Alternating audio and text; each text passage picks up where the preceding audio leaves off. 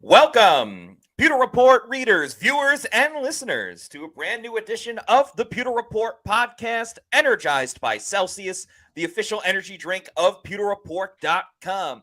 It is a Pewter post-game show, and I'm happy to report it's an exciting Pewter post-game show because for the first time in what feels like a long time, the Buccaneers have won a football game. Woo-hoo! They dominated and dismantled the New York Football Giants by a score of 30-7 that saw all rushing touchdowns in the game from either side. 4 rushing touchdowns for the Bucs, 1 each by a different player. Domination from beginning to end. And it's nice to see the Bucs on the winning side. They are now 5-6 on the season. So we got a lot of fun stuff to break down on this evening's show. I'm your host, Matt Matera. Joined with me is my fellow co-host and the face that runs the place at PewterReport.com, SR, Scott Reynolds. Scott, it just feels good to say that the Bucs have won a football game. Yeah, and they won it in convincing style. I was afraid they weren't going to. I predicted a very close, narrow win for the Buccaneers, 27-24. They got 30 on the board with Liam Cohen and Baker Mayfield getting the job done, and those running backs getting the job done as well. Yes. And speaking of that, we will be having a Victory Monday show. Are you kidding me? It's been like a month. Victory Monday. What are we doing? Tomorrow, 4 o'clock on Pewter Report TV. Victory Monday. That's right. But first things first, let's talk about this game in this post-game podcast. Matt, this was something the Buccaneers absolutely needed. Not just a win, but like you said on the Pewter pregame show, kind of one of those convincing wins. Right? There's no pollsters to have to impress. This is not the college football scene. This is the NFL where you just need to win, and you get into the postseason if you have enough wins. But for this team, this coaching staff, this fan base, this was the type of win that they needed. They needed to assert themselves against a lesser opponent and really take it to the Giants, and they certainly did. They got a giant win in New York. They absolutely did. And I think it was important to kind of win with style. And you know what? A little flair this afternoon because Baker Mayfield was doing the Tommy cutlets and all that fun stuff. And that was enjoyable. And they never let the Giants get back into the game. It was exactly what we talked about during the week, what we talked about this morning. I love that picture. That is an iconic picture of Hanging in the Baker Louvre. Mayfield. Yeah, exactly. Doing, I don't even know what you call it, just the Tommy cutlets. The cutlets. Yeah. I was getting ready to call them Tommy Donuts because the Giants hadn't scored yet. They had zeros on the board. I was ready to call them Tommy Donuts, but then, they got that garbage time touchdown later on. But, there's so many people that we could point out to, having a great game. And a lot of the times these guys are unsung heroes. But, man, what a job the offensive line did. Today for the Bucs. Again, no Tristan Wirfs. Justin School did a great job. He did. Liam Cohen deserves a lot of credit too, especially early in that game, when it was 0-0 and not the blowout that it became. Liam Cohen did a great job of putting Justin School in situations where you don't have to worry about him too much. There were screens. There were swing passes to Bucky Irving. Obviously, the ground game got going in several different ways. Baker Mayfield was not pressured that much, and it was a great job by Cohen designing certain things. Never really putting the Buccaneers in those, crazy 3rd and long situations. It was always like at worst 3rd and 6 or whatever the case may be. So the O-line deserves a lot of credit. I know we'll talk a lot about Bucky, a lot about Baker, and the other running backs as well, Sean Tucker and Rachaad White. But I did want to give a shout out to the Buccaneers offensive line for really showing up today. Against a tough defensive line. The one good thing the Giants have going for them. Yeah, and one good thing the Bucs have got going for them all year has been Liam Cohen with this offense, 30 points again. So after a little dip there without Mike Evans comes back. They get 30 points. Mike had, in addition to 5 catches for 68 yards, including a 26-yard reception. The 68 yards was the most by any Buccaneer player today and the most of any player in the game. Bucky Irving had 6 catches for 64 yards, including a 32-yard catch and run. But the thing that Mike did, too, is also drawing a big-time pass interference penalty. Got the Buccaneers down there by the goal line for that Rachaad White touchdown. And as Michael says, Bucs win. Commanders, they have a loss. A good start to the second half. The Falcons were on the bye week today. So the The Buccaneers gained some ground with that happening. Dallas, it is a final now. They defeated the Commanders 34-26.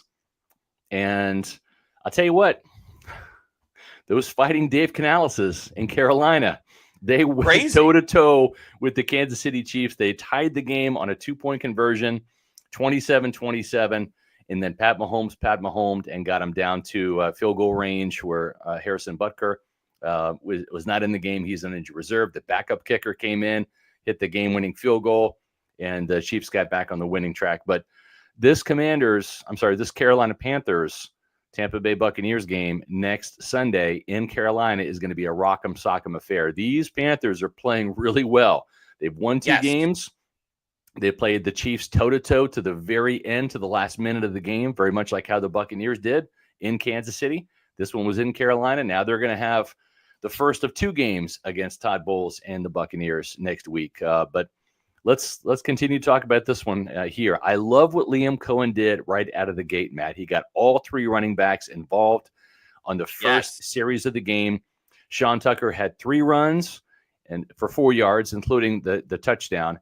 Rachaad White had 3 carries for 14 yards. Bucky Irving had 3 catches for 24 yards.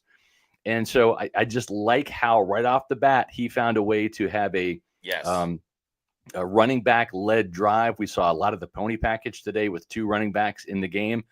And we also saw a welcomed addition, Vita Vea in the end zone right there, leading the way for Sean Tucker on his touchdown. Now, Sean Tucker did have a fumble and did muff a kickoff return, so it was not a clean game for him. But I did like the fact that after his fumble, they did go back to him in the passing game. He caught a pass for 7 yards. So I don't think he's in the doghouse, but if you want more carries, if you want more playing time, you're going to have to do some things the right way, Sean Tucker, and keep your hands on the football. And I like seeing Vita Vea back there. I thought that was a nice little wrinkle that Liam Cohen brought to the table. It was shades of the 2019 and even the 2020 Bucs will put Vita Vea in the backfield a little bit. So hopefully eventually he can get a touch in the right moment. Obviously he's more important on the defensive side. But yes, that was really fun to see. That the Sean Tucker fumble was so odd because nobody saw the ball. Like Payne Durham literally kicked the football and did not know. Only Baker Mayfield saw it. And Baker did the right thing jumping on it. But part of me was like, oh, man, like if he could have stayed up, like if he would have just like kind of swooped it, he could have ran in. But obviously that's such a risky play. You didn't want to do it there. But getting all the running backs involved, to your point, Scott, that first drive of the game, Rachaad White had the big hurdle that, got a first down. He had a nice run as well. Bucky got the ball down to the 1 yard line, and then Sean Tucker punched it in. So literally, and also had a big 4th down run as well to keep the drive going. So literally, every single running back on that opening drive went in and did something important to help the Bucs score a touchdown. And at that first drive, it took up half the quarter. Now, obviously, going up against the Giants and Tommy DeVito, maybe it doesn't matter as much, but they showed, you wish you kind of saw it against Kansas City and Baltimore and stuff like that. But they showed they can have a long, sustaining drive and chew up that clock. And, that'll be important and big time, if they do get into the postseason and they face better quarterbacks or, whatever goes on at the end of the season with games against the Chargers and the Saints the regular season. So I loved how they really put together that entire drive. I love that every single running back scored a touchdown. Just a lot of great things in that area. And it was weird. Like for a little bit of time, I thought maybe Rachaad White was injured because there was a great run where it was just like Bucky Irving the whole time. They didn't even go to Sean Tucker. And then bam, like Rachaad White came back in. So I don't know if like something, tweaked with Rachaad White or he got nicked up one way or another, but he still did end up having the same amount of rushing attempts as Bucky Irving. And man, I know the fumble happened later on with the muffed exchange between Baker and Rachaad White, but man, what a run by Bucky Irving right before that too. I was having flashbacks to that 98-yard touchdown run from Ronald Jones in Carolina back in, it was either 2020 or 2021. But yeah, a great job by Bucky Irving, had 87 yards, averaged 7.3 yards per attempt. Great as a receiver as well, like you mentioned. So, man, we finally got to see a little bit of the 3-headed monster, and I still think there's a long way to go. obviously with Sean Tucker with the fumble. A lot of his rushing attempts, too, were like either goal line or third and fourth and short situations. I would like to see him, middle of the field, a little more spread out type of offense. But, hey, a good sign. And when he scored 30 points, nothing to be mad about. That's right. The other thing, too, that really, if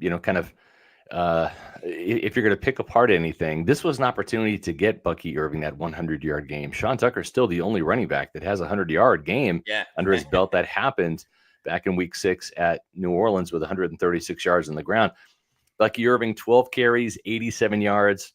And really, they kind of let Rachaad White kind of salt the game away a little bit. And, he didn't get the first down at the end of the game. Got stuffed for a couple of 1 yard and no yard runs. So I would have liked to have seen Bucky Irving get 13 more yards and get that 100-yard game just for posterity's sake. I think that's still a big thing for running backs. 1,000-yard season, 100-yard game, even though this is more of a passing league. But speaking of passing, I mean, Baker Mayfield didn't hit 300 today, but he didn't have to. You got very close. 11 different receivers caught the ball today in Tampa Bay. That's called spreading the ball around. We already talked about the fact that Mike Evans came back and had a nice day. Yeah, 68 yards.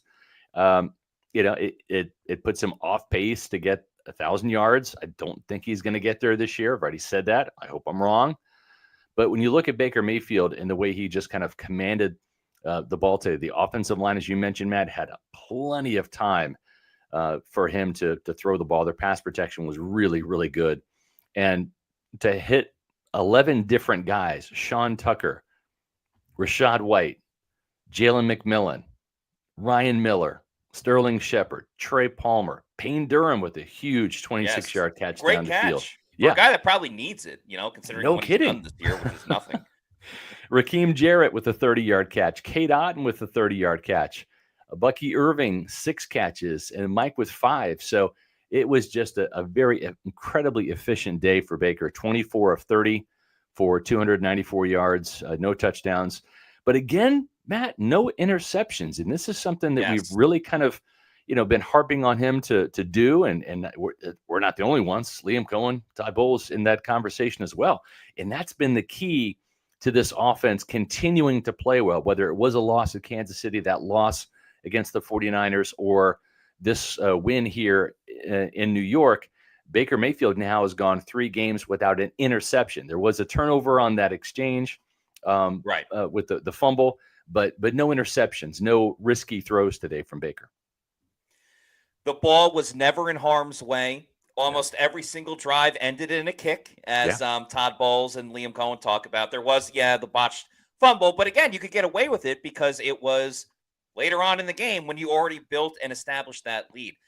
Baker, was all over the place, and I mean that in a good way. Like, he had the rushing touchdown. He scrambled for some first downs. He threw on the run really well today as well, which I thought, kind of added something. I don't know, for whatever reason. Remember when Baker got kind of like pushed out of bounds and he went into like the bench and then there was some pushing and shoving? Yeah. I feel like that kind of ignited something in Baker as well. It was a little like Oklahoma versus Kansas back in the day. Right. When Baker got worked up about that. So he was slinging it. Really, honestly, his worst throw of the game, in my opinion, was the first throw of the game when they did the little play action trying to get it to Cade Otton, and it was slightly high. After that, Baker was great. There was the one pass breakup on the third down throw to Mike Evans that I believe Tyler Nubin broke up on the play. But, when Trenton Gill only had to punt twice, that's a really good performance. And, again, no risky throws, just Baker really dialed in. So hats off to him for a really, really great performance. And very entertaining as well. It doesn't have to be entertaining. The name of the game is win. But, I don't know, he does it in a very fun way. Matt, this is a very young football team, this young Buccaneer team. And I don't want them to think, oh, we're back, right? Like now we're at 5 games. I am so glad that Carolina went toe-to-toe with the Chiefs and scored that late touchdown and tied the game with the 2-point conversion and made it really interesting, because this is not going to be a pushover game next week whatsoever. Yes. This is not a show up and win. The Giants are way down here, and the Panthers are actually here right now. The Bucs are here, but but this is not going to be a repeat performance. This is not going to be roll into Carolina, put up 30 and only hold the Panthers to 7. If the Buccaneers, they might have to score 30 because the Panthers defense is actually pretty good. And their defensive line was really getting after Patrick Mahomes today. So this is a team that is really starting to play good football now. We mentioned 2 wins consecutively, then this narrow loss. They're going to have the feeling like they can get another division win here against Tampa Bay. They're not going to be afraid of the Buccaneers. And I'm glad that this game was close because I don't want the Buccaneers going into Carolina thinking, oh, we've arrived. We're back. Just like last year, we're going to reel off some wins. Here's another losing team in the Panthers. Show up and win. It's not how this league works. I fully agree with you. And, we'll have the whole week to talk about their game against the Panthers, but I could not agree more. The best thing that happened for the Bucs, besides that the Cowboys beat the Commanders, the best thing that happened was Carolina playing in a close game. And you know what? Good for Dave Canales. He's a really nice guy. I enjoyed his time in Tampa Bay, so I'm happy to see him be successful. I know Bucs fans may not want that because the Panthers are a division rival, but he's, lesser teams would have completely folded and said, all right, we're done. We're gonna give up on the season. But no, I mean, they had 1-2 in a row. They hung tough with the Chiefs. This and now they can pretty much play spoiler. They're not crazy far. Yeah. I mean, they're only 2 games away from the Bucs. It's not like they're crazy different. So I think it was important for the Bucs to get the type of win that they got today. But they also can't relax at the same time, if that kind of makes sense. And I think that for sure. Overall, that's good. Like, I understand, like, some fans are still kind of upset with, like, the secondary and how they kind of looked in the second half. I would disagree with that, too, a little bit, just because, you only allowed 7 points. Tommy DeVito ran a lot, like, towards the end, which played a big difference. But you can't help but be happy with what you saw from the Bucs today. No doubt. You know who's happy? Hezo813, who loves gifting subscriptions. We love it. He has gifted 5 Pewter Report channel memberships today. Yeah, greatly appreciate that. As has Joe Elrican. Has also gifted 5. You guys are the best. You and our Baker OG guy. Yep. Paul, we greatly appreciate everybody who gifts subscriptions, as well as also been decided to sign up for the channel membership. So we greatly appreciate that very much. And Hezo813, a channel member with a comment here and a super chat, Matt. Yeah, thank you so much for the $5 super chat. As Hezo813 says, Bucs back to winning, so I'm back to gifting memberships. We greatly appreciate that. And I know we talked a lot about the offense, and we will continue to do so. Yeah. But I think also the defense. I mean, what Vita Vea, I know we talked about Vita Vea on offense, but Vita Vea on defense, him and Kalijah Cansey are the Bash brothers. I mean, they really annihilated the interior defensive line. The one sack that Vea had, where he essentially pushed the center into Tommy DeVito to create that sack. Cansey with another sack, again, towards the top of the lead in sacks for the Bucs, and he missed the first half of the season, or a lot of it. And that big hit on Tommy DeVito at the end, and you never want players to get injured, but at the same time, I was like, holy smokes, what a hit by Kalijah Cansey. So they got it rocking and rolling for sure. The blitzes were timely and good. Antoine Jr. with the sack. Frequent. And often. And by the way, I predicted him to get an interception. He did not get an interception. But Christian Izzy, and again, playing in his home area, I imagine in front of a lot of friends and families, had a great game. Led the Bucs in sacks. I know we got double digits. What did he finally end up with? Yeah, ended up with 10 tackles in the game. 10 sacks would be incredible. But he did a great job in replacement of Tyke Smith. Clearly, Smith is the better option. But between Tristan Wirfs being unavailable and Justin School going in for him, and Izzy and replacing Tyke Smith, the Bucs picked up right where they left off. It's almost like you forgot that they were not available from that game. So to get win without some of their top guys, another thing to be really proud about. Yep. And as Tom says, Vita and Cansey will both get 10 sacks by the end of the season. I mean, the way they're on pace right now, I mean, I wouldn't rule out one of those guys getting it for sure. It seems like they're racing. It just like when Kalijah Cansey ties Vita with another sack today, now he's got 5. Vita's like, hold my beer. I'm like, I'm gonna get a sack, and now he's got 6. So yeah, this is really fun to see this 1-2 punch inside. Nelson had a sack on the outside. We saw Winfield get his second sack of the season. Nelly got his third. Yaya Diaby, so close on a couple of occasions. Yeah. Chris Braswell also getting in there. But I did like the pressure that I saw from the outside linebackers. They're getting closer. These kids are getting closer. We'll see if they can do it. And it wouldn't be funny if the defensive tackles weren't just wrecking shit inside, but they are. They really are just destroying interior offensive linemen up front. There's no other way to say it, really. And, you know, they're getting a variety of sacks. Obviously, the defensive tackles, but Winfield, like you mentioned, very much like the variety of flavors that Celsius has. Of course, Celsius is the official energy drink of PewterReport.com. Tons of great flavors, like I mentioned. I love the Arctic vibe. You can check out the new flavor like the sparkling watermelon lemonade as well. If you need to know where to find a Celsius energy drink, head on over to the Celsius store locator on their website. Punch in your address and tell you the closest place where you can pick one up. Could be a Walmart, a health and fitness store, a 7-Eleven, a Publix, a Stop and Shop, or your bodega. Hey, could be a bodega. Oh, let me go get a Celsius. And after you keep going and getting your Celsius and you want more, you can get it in bulk over on Amazon with the subscribe and save. I recommend that variety pack because so many great flavors. And you can have it sent to your place of residence whenever you want. Just make sure you're drinking Celsius energy drinks, the official energy drink of PewterReport.com.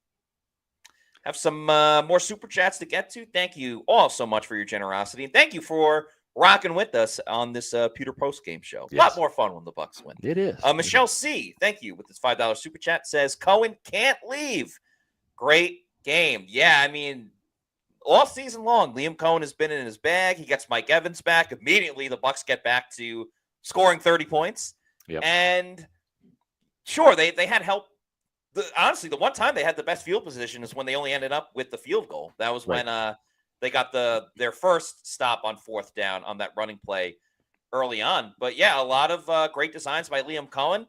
If they didn't fumble too on the botch snap to Rachaad White, I think they score on that drive too, which would have been another feather in the cap and another thing to put on the resume that, you know, they drove down the field 99 yards. That was after the muffed Sean Tucker kick return, but then obviously the fumble happened. But Bucs are going to be in a tough spot because if they win out or, you know, go 6-1 and make the postseason, it's going to be difficult to be like, well, we got to fire Todd Bowles. But at the same time, Liam Cohen has just been an absolute gem. He's been can't let him leave. And they're not going such a bright spot in this organization. So they're not going to let him leave.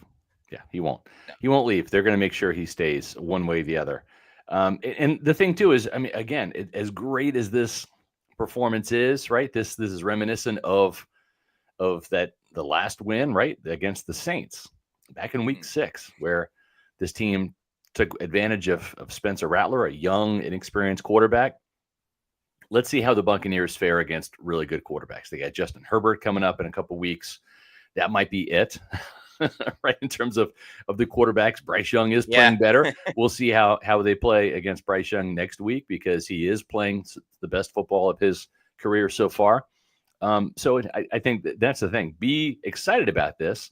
This team should have some more confidence now. But when they play good quarterbacks, and I'm going to throw Kirk Cousins in the mix because when he plays against the Buccaneers, he's immortal. He's a god. Okay. Better than Patrick Mahomes. Yeah, but when he plays other teams, not so much. But the Buccaneers have a difficult time against very good quarterbacks, and the playoffs is going to be full of very good quarterbacks. So let's hope the Buccaneers continue to ascend on defense. And you know, the good news is that today Todd Bowles did a really good job blitzing the heck out of the rookie quarterback, not rookie, but young quarterback, young player, 7 starts now, and did what he had to do. And the players responded. I thought they came out with their hair on fire and really did a good job against the run. Tyrone Tracy did have a couple of runs, but by and large did a really good job. I did like the takeaway down there inside the red zone that snuffed out one of the Giants' drives. Monte David. Nobody does it better. Nobody does it better punching the ball out than that guy. Still got it when it comes to forcing fumbles. So this was a good, needed get well game for the Buccaneers defense for sure.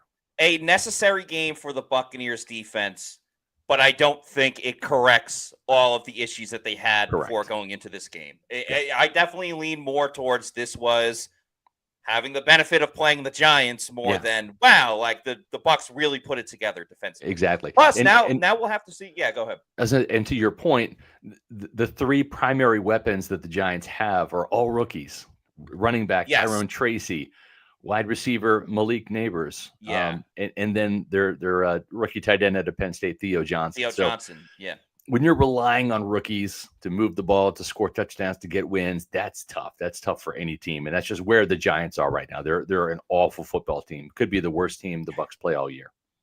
Very, very true. And Neighbors didn't look 100%. I mean, he didn't even really get going until the third quarter. But the last thing I was going to say, and we do have to pay attention to this, and I don't know, maybe it's one of those weird, I hate to say it, but like addition by subtraction type of things. Jordan Whitehead with the pec injury late in the game, which means more Mike Edwards, which I know he's better as kind of a spot player, put him in specific passing situations. Right. But hey, a guy that can take the ball away, that almost had an interception, forced the incompletion on Malik Neighbors.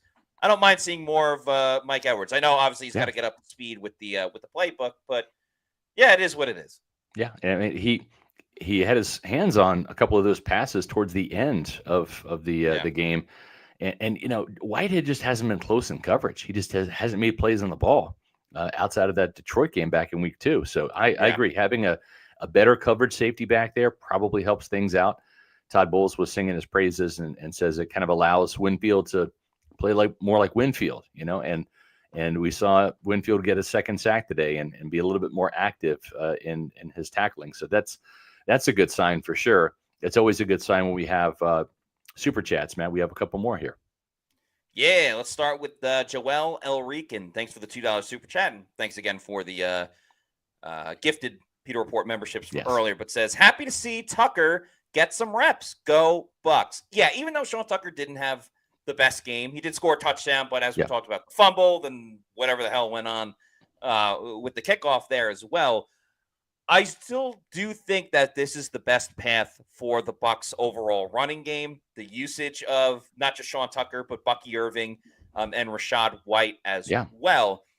We can't look at this game today and be like, oh, well, they tried the Sean Tucker factor.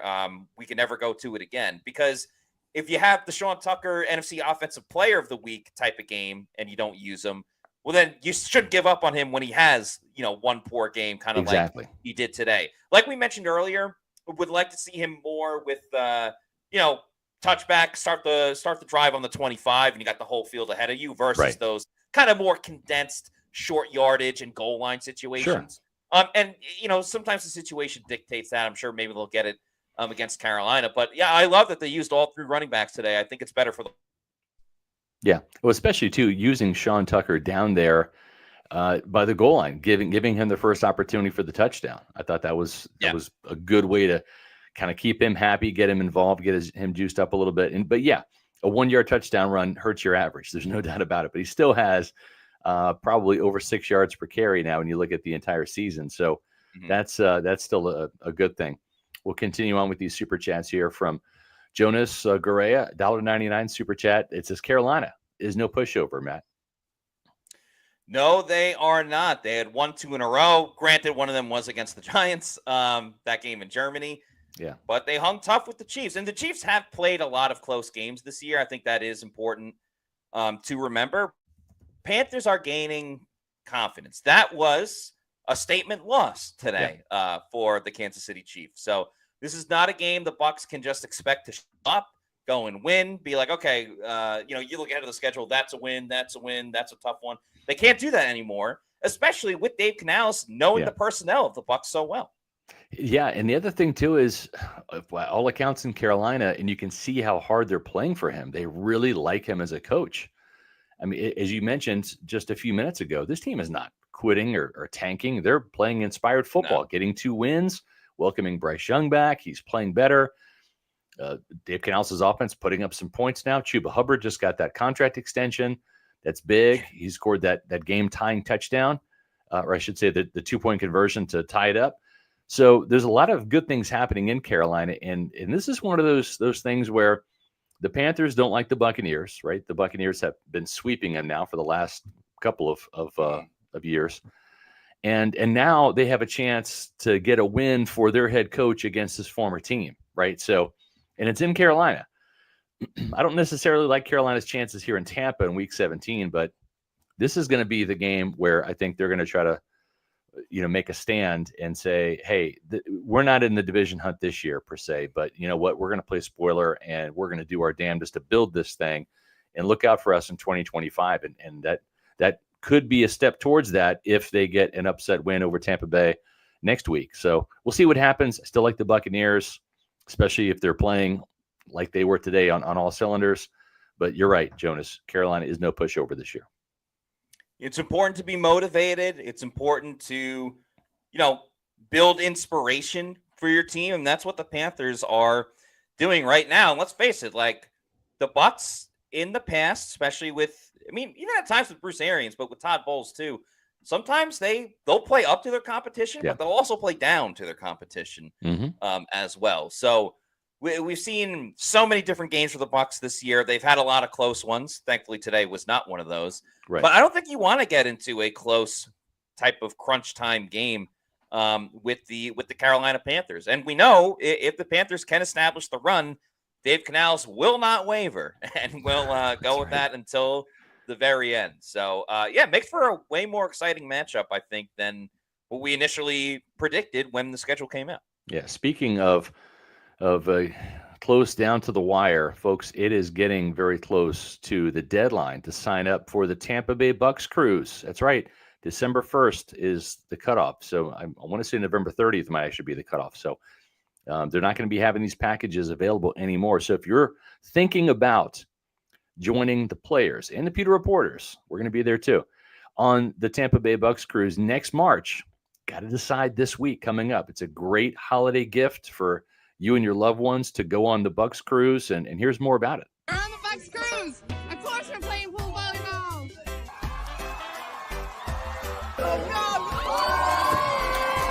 Hey, we on the Bucs cruise, of course. Anytime I say Tampa, they will say Bay. Tampa! Hey! Tampa! Hey! Tampa! Hey! We're on the Bucs cruise. Of course, I've got my Super Bowl 37 hardware. What do you think? We're on the Bucs cruise, and of course we had a pirate night. Arr! Arr!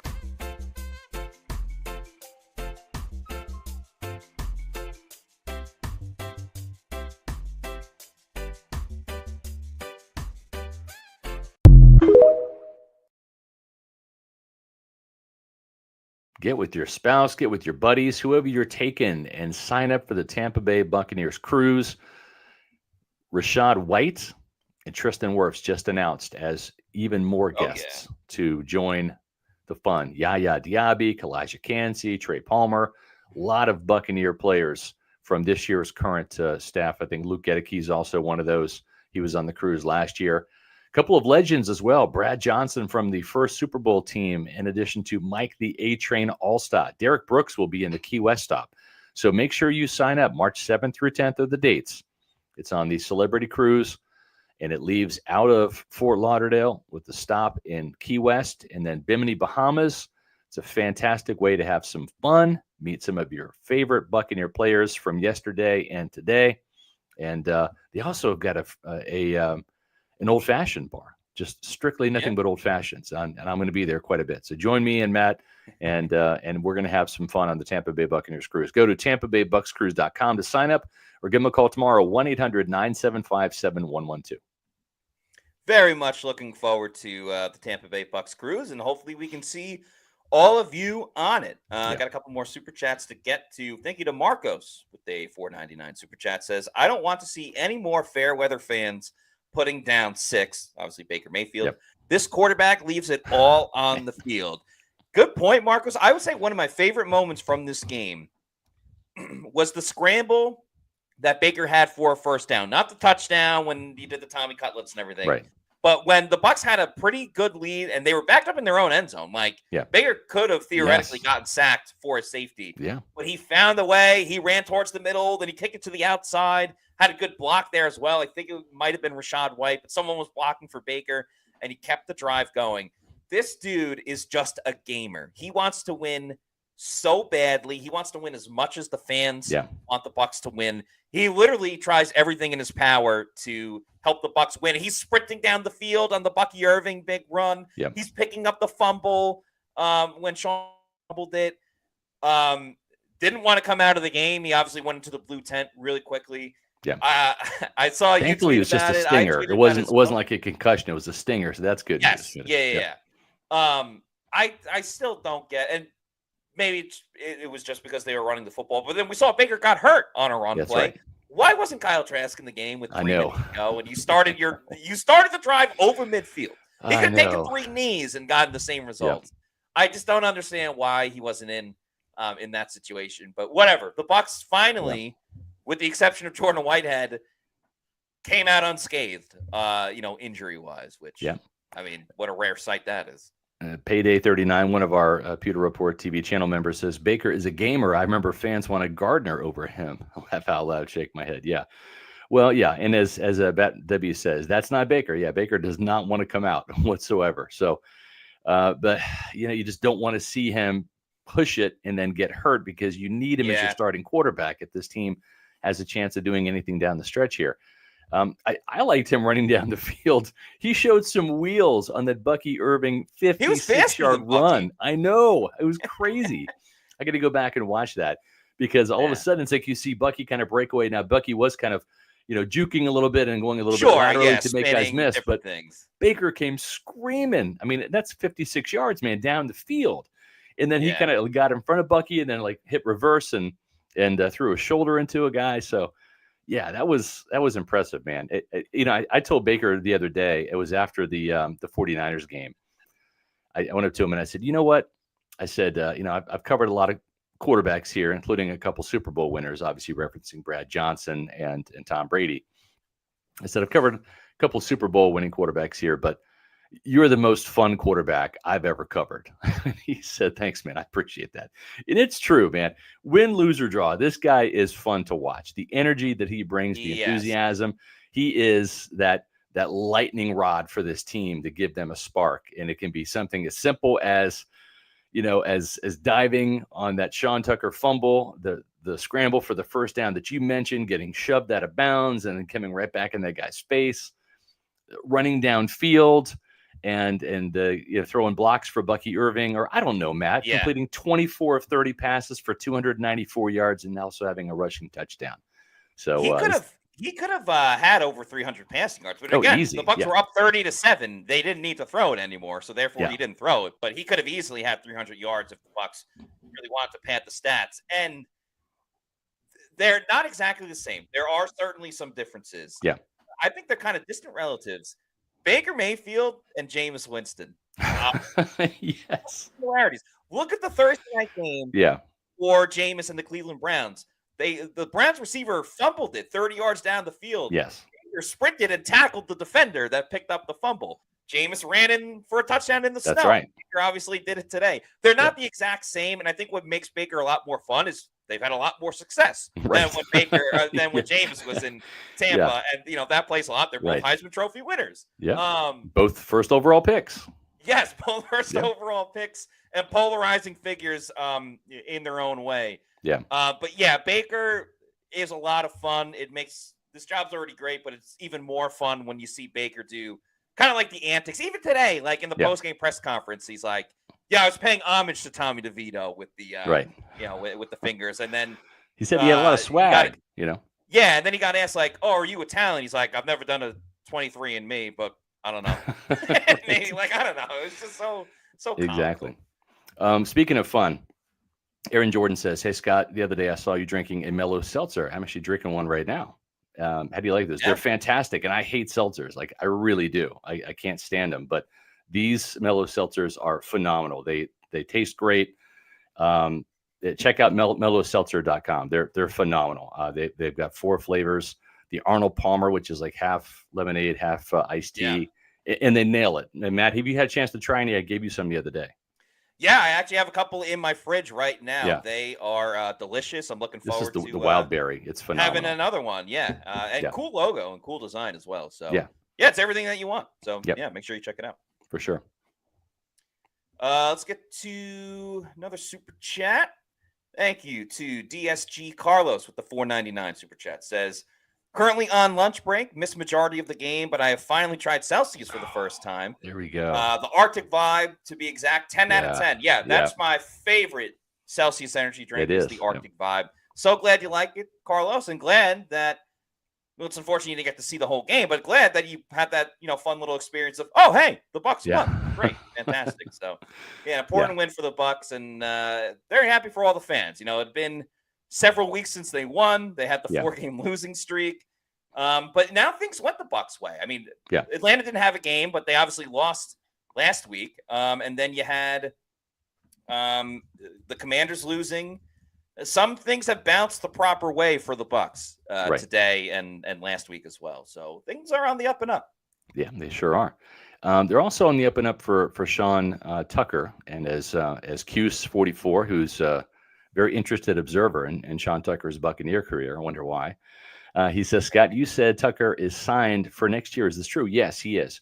Typically, what you'll see in Tampa Bay and other places around the NFL is when you sign an undrafted free agent, usually it's a 2-year deal. And so Sean Tucker is under contract for the 2025 season.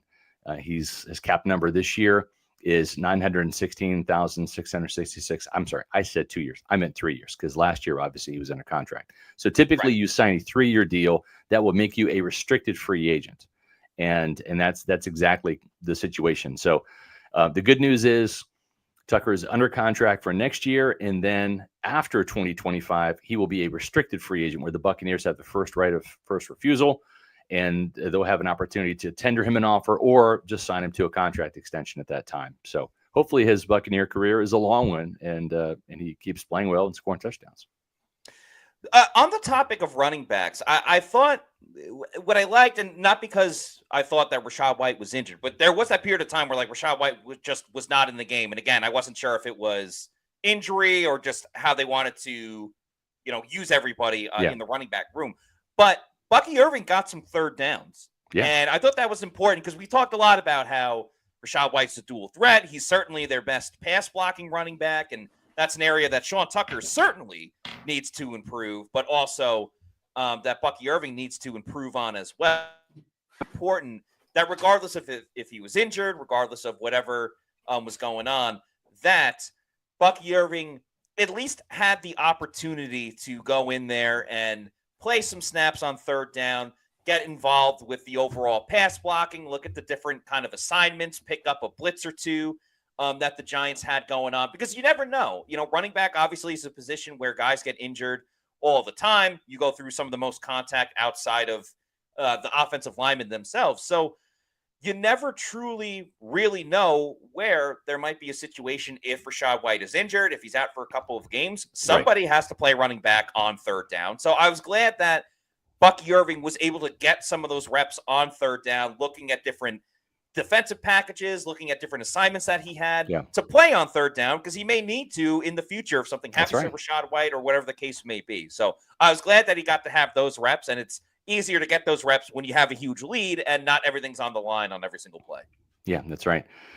We are on our way to 16,300. We're actually going to be there pretty soon. So our goal is to get to 17,000 Pewter Report TV subscribers.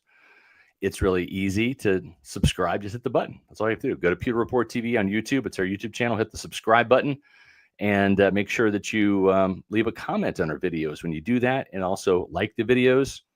It helps us with the YouTube algorithm, gets us in front of more awesome Bucs fans like you.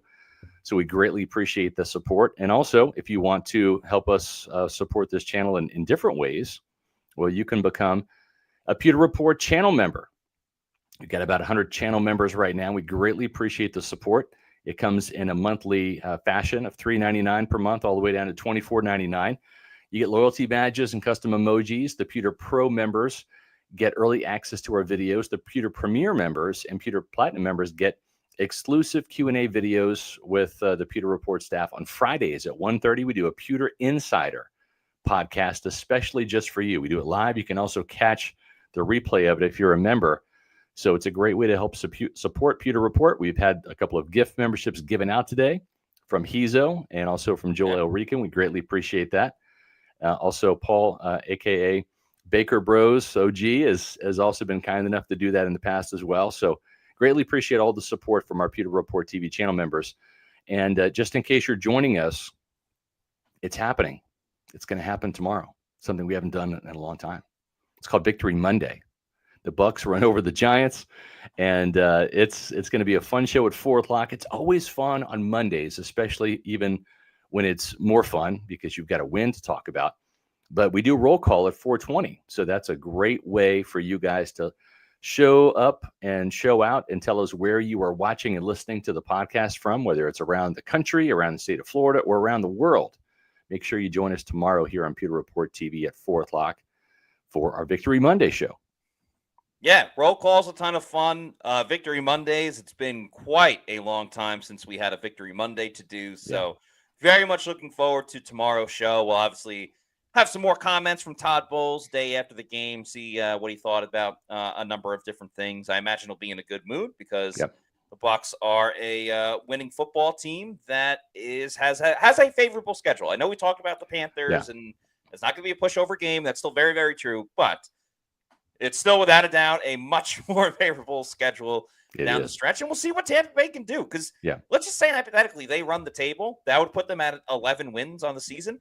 11 wins should get them into the playoffs. I'm not saying they're going to win out. I would not bet that they would by any means. But the season's not over. There's still plenty to play for. And the way that these games have gone, even, right now, Seattle and Arizona, if Seattle wins, that kind of muddies up the water again a little more in the wild card race. Same with the Eagles and the Rams on Sunday Night Football. Yes, we're in some of the last months of the season, but there's still a long way to go at the same time with this overall playoff hunt. It's getting interesting. And we need the Falcons to Falcon, right? That's what the Buccaneers are thinking right now. And you know what? They've already started that process. They've got 2 losses heading into the bye week. They're not playing this weekend. So there's no games today or tomorrow for Atlanta. They have the bye week. They lost 20-17 at New Orleans, and then they lost at Denver. They got shellacked 38-6. Buccaneers kind of know what that feels like because they went through the same thing with Denver back in week 3 at home. Now, the Panthers, I should say the Falcons, start off with a home game against the red-hot Los Angeles Chargers, and Justin Herbert is playing some fantastic football.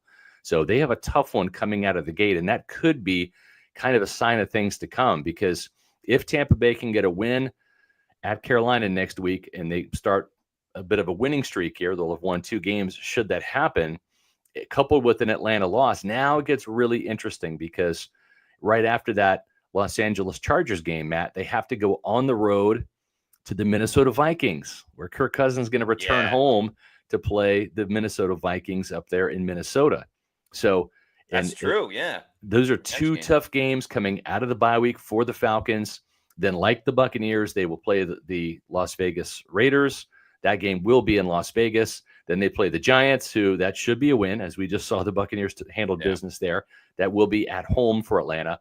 But then they have to go to Washington to play a Commanders team that wants to be in the playoffs and is still in contention for that NFC East title.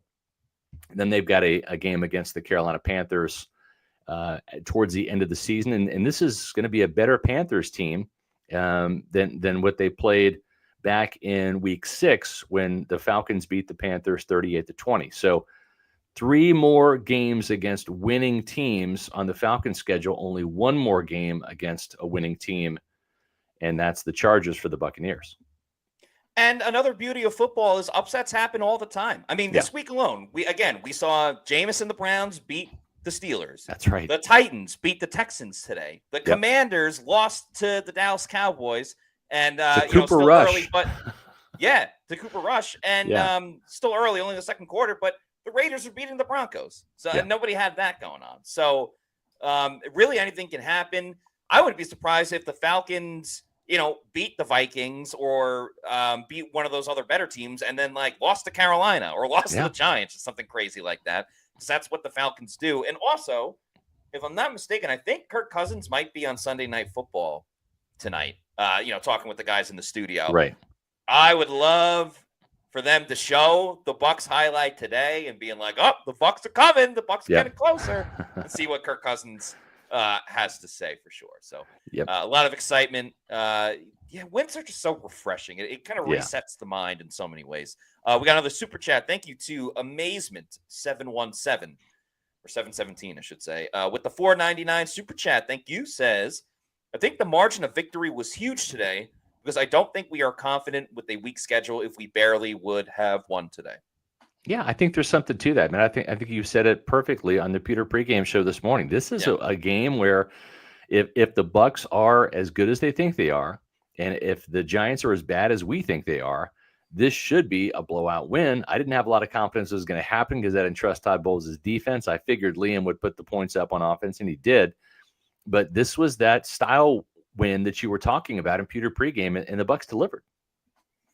Yeah, they needed to. I think, sure, it's great for the fans, but I think for themselves, that self-confidence of, like, we're not just going to survive, like, we can thrive in moments. Like, we are a good team. The offense looked as good as the offense has been all season. And yes, an opponent like the Giants, but you know what?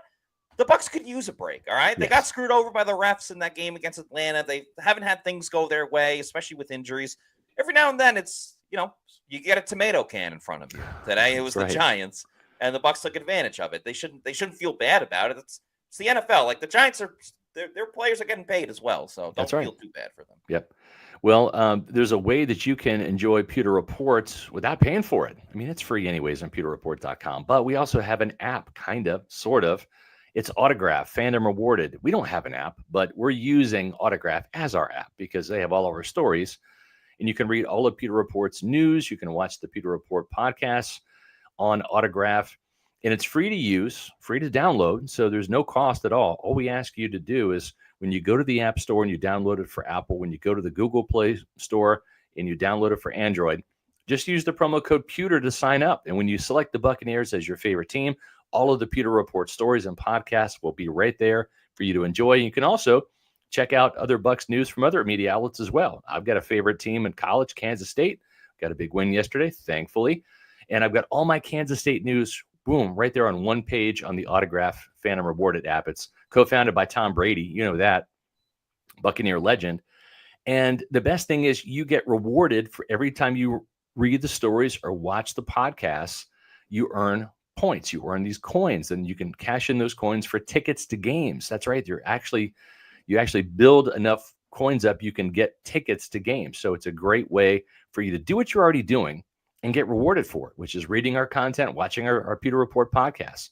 So check out Autograph, Fandom Rewarded, download it for free, use it for free, use promo code Pewter to sign up.